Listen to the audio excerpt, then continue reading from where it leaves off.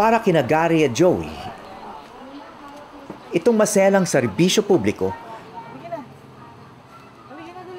ay paraan din ng pagsuporta nila sa kanilang mga pamilya.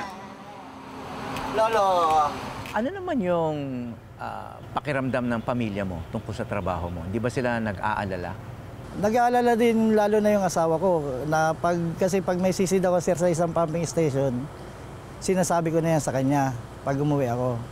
Sasabihin niya naman sa akin, mag-iingat ka kasi may nag-aantay sa iyong pamilya. Sabi ko, pinag-iingatan ko talaga sarili ko, alang-alang sa inyo. Si Joey naman ay umuwi pa rin sa nanay niya. Ang nanay ko kasi na mild stroke ngayon, kailangan niya ng maintenance na gamot na mainom niya. Kahit delikado siya sa paningin ng iba, kahit mabaho siya o nakakadiri. Pero laking tulong din ang ginagawa namin para pantustos ng mga pangangailangan, lalo na sa pamilya ko. Ayun ma, tatlo yan, I love you. Proud ako sa kanya kasi mabait siya at saka maalalahanin na bata.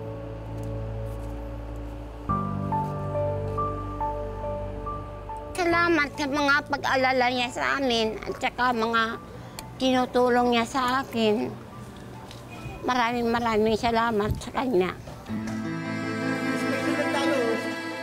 Sa bayanihang ginagawa ni Gary at Joey, hindi lang dapat ang mga pamilya nila nagpapasalamat. Sa kabila ng hirap nila, grabe pa rin ang nararanasang baha sa Maynila. May pag-asa pa nga ba?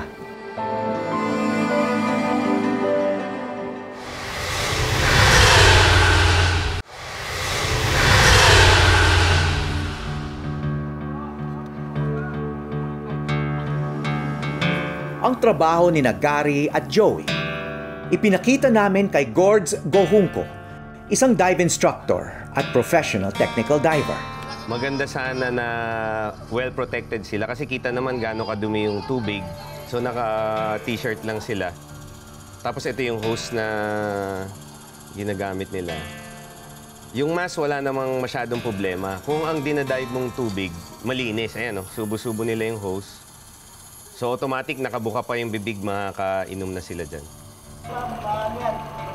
Isa sa pinaka-ikinababahala ni Gords ang paggamit ng compressor na nagsisilbing hangin ni Gary at Joey habang nasa ilalim ng tubig.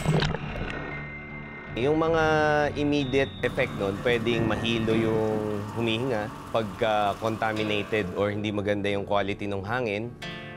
Of course, nasa tubig ka, so maraming dangers na pwedeng magdikit-dikit na unang-una, nahilo ka, pwede ka mag-pass out. And ang isang malaking risk pa doon is yung long-term. Tungkulin ng Metro Manila Development Authority o MMDA ang pangangasiwa sa flood control sa Kamaynilaan. Basura is really one factor that we really have to consider. Ito kasi yung nagiging major factor. Why? Because hindi pa natin kayang i-upgrade yung drainage master plan natin or yung drainage system natin. So kailangan tulong-tulong tayo kasi kahit nga, sabi nga nila, kahit gaano kalaki ang drainage system mo, kung ang haharang naman dyan ay yung sofa, refrigerator, so ganun pa rin. Batid daw niya ang kalagayan ng mga taga-sisid ng basura. Yun ang goal na ng aming ahensya sa pamumuno ng aming chairman na talagang inaayos na namin yung reorganization namin. And syempre, pag nag-reorg ka, ano ba yung kailangan namin, lalo na yung mga technical people. Kailangan nating paghandaan lahat, pag-aralan, lalong-lalo na yung mga positions na yan. So, ire-request yan, may mga proseso yan. But now, since naiintindihan na namin na ito talaga kailangan namin maglagay ng tao, trained, equipped, na ilagay dyan na tama rin ang sweldo, siyempre. Kahit malinis lahat ng basura sa lungsod, malamang may mga malakihang pagbabaha pa rin.